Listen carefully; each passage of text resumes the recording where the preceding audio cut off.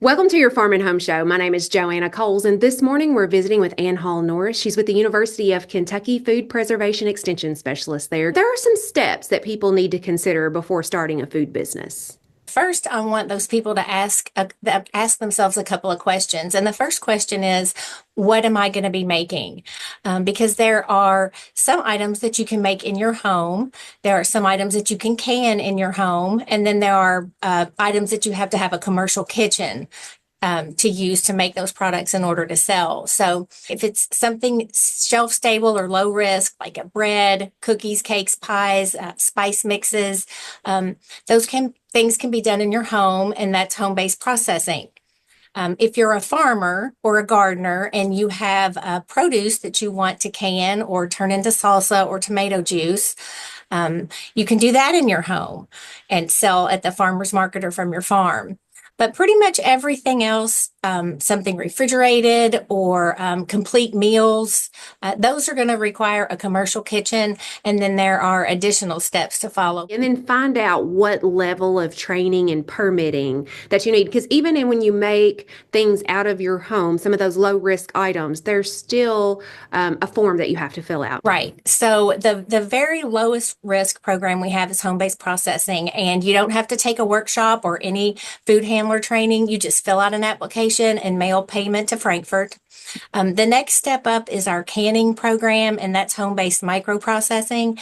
And in addition to that application and payment, you have to take a home-based microprocessing workshop. So there is training required, and then you have to submit recipes for review. And there's a $5 fee for that. Okay. And then you mentioned if I were selling at the farmer's market or from my farm stand, does it matter where I sell these products? The home-based programs, it does matter. And so with the canning program, you're limited to your farm, a farmer's market, or a Kentucky certified roadside market.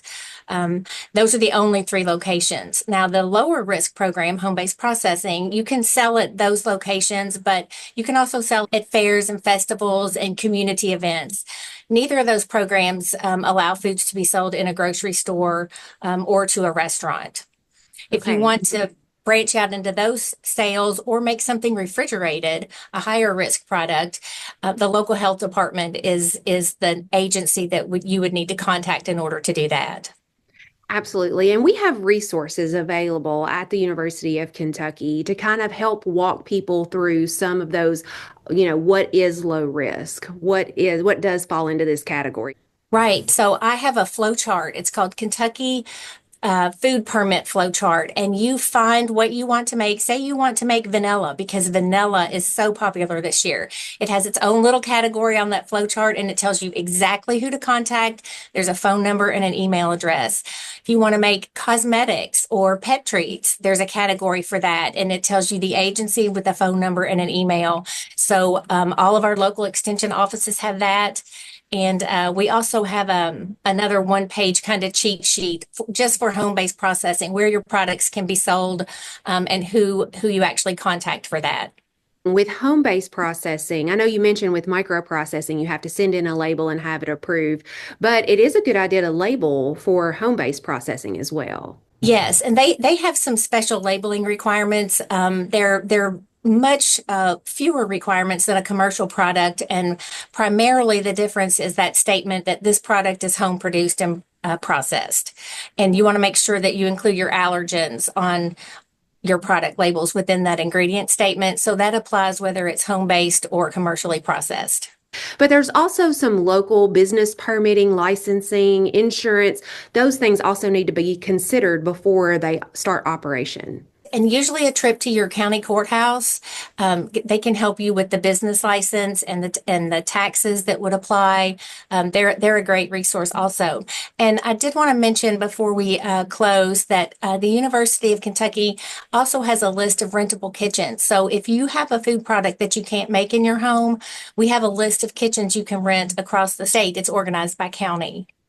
Yeah, and that's a great resource, especially if you're just starting out, because we need to see about the time requirement, whether this business is going to be profitable. And instead of investing all that money into creating your own commercial kitchen, it would probably be wise maybe to rent a facility if one's available. Thanks for watching and have a great day.